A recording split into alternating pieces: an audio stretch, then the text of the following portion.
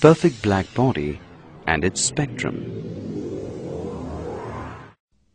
A perfect black body is one which absorbs completely the radiations of all wavelengths falling on it. Hence, a perfectly black body neither reflects nor transmits any radiation. It is for the same reason that it appears black, irrespective of the wavelength of incident radiation.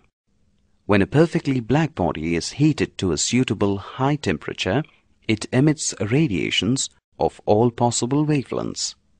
This radiation is called black body radiation.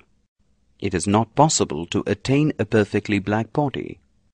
A surface coated with lamp black or platinum black is an example of a perfect black body. Such a surface absorbs 96% to 98% of the incident radiation. For accurate experiment work, the black body designed by Ferri is generally used. Ferri's black body is a closed double, walled hollow sphere having a small opening O and a conical projection P opposite to the opening.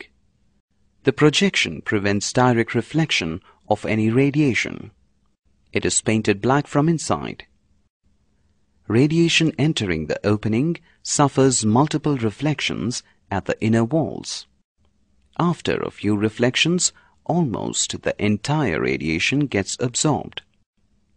When the body is heated, it becomes a source of thermal radiation. The radiation from a constant temperature enclosure depends only on the temperature of the enclosure.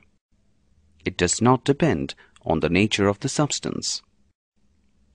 Note: radiation falling on the hole is completely absorbed. When the sphere is heated, black body radiation emerges from the hole. So it is the hole which is to be regarded as a black body, and not the total enclosure.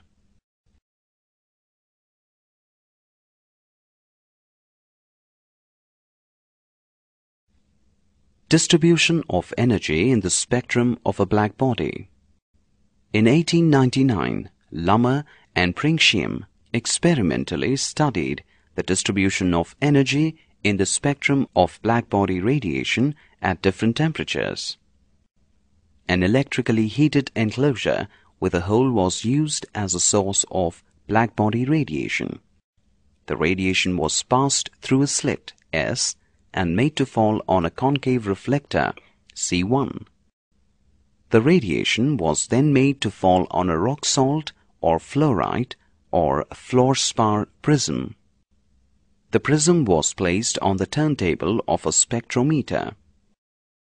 It was found that, like ordinary light, the thermal radiation got dispersed into its component wavelengths when passed through fluorspar prism.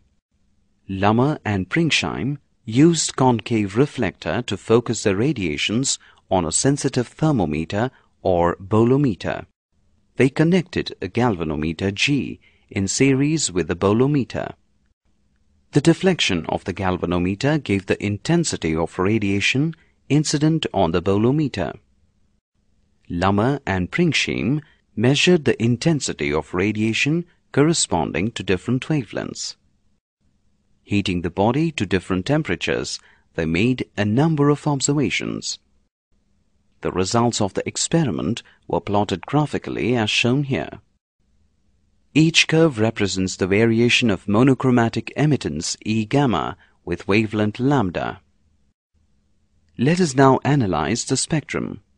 We observe that no curve enters the visible region.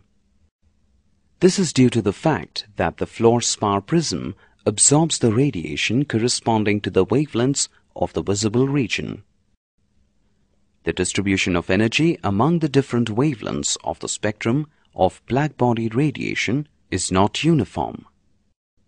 At a given temperature, the energy initially increases with wavelength, becomes maximum corresponding to a particular wavelength lambda m, and then it begins to decrease. With an increase in the temperature of the black body, the maxima of the curves shift towards shorter wavelengths. In other words, lambda m decreases with an increase in temperature.